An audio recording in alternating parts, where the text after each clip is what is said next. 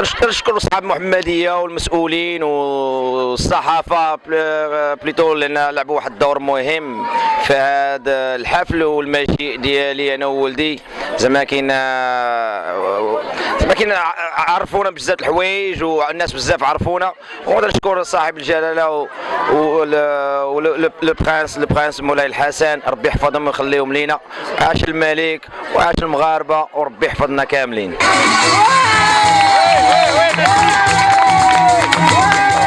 قبل كل شيء قبل ما يكون نسيم كان الاب ديالو حميد، كان بطل كبير وبطل المغرب في لعبه كينج بوكسين، وهذا شرف عظيم للاب والابن، وهذه بادره طيبه للسكان، لان اقل ما يعمل وهو بان الاحتفال بهذا البطل هذا، واللي كما كنقولوا حنا رجع للاصل ديالو، يعرف المخرج ديال الاب ديالو مين كان وفين زاد وفين تولد، ولهذه بادره طيبه. فربما حنا كنحتفلوا به وكنحتفلوا بجميع الاخوان ديالو، وحنا الحمد لله فرحانين بزاف. وهذا كما قلت لك واحد القضيه بان فهذا ما اقل ما يعمل.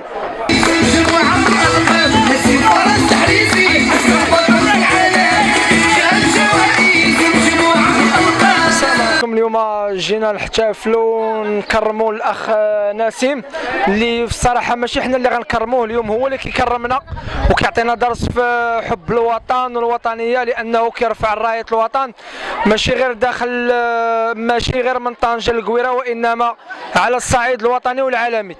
اليوم نسيم كيعطينا كابناء المحمديه وابناء القصبه درس كبير، وخاصنا نستافدوا منه بزاف كولد دربنا وكولد الحي وولد الزنقه. نسيم متخلق، شاب طموح، كنظن كنا ان عنده مستقبل كبير، ونتمنى يلقى اللي يوجهه اكثر من هذا الشيء، حيت حنا ما بغيناش غير 7 المرات الشامبيون دي موند، بغينا 20 و30 و50.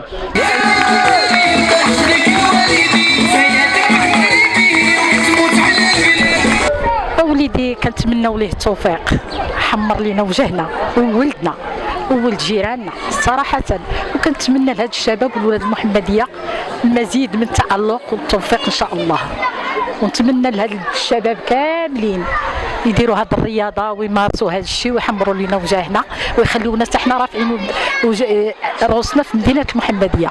مرحبا بكم كاملين.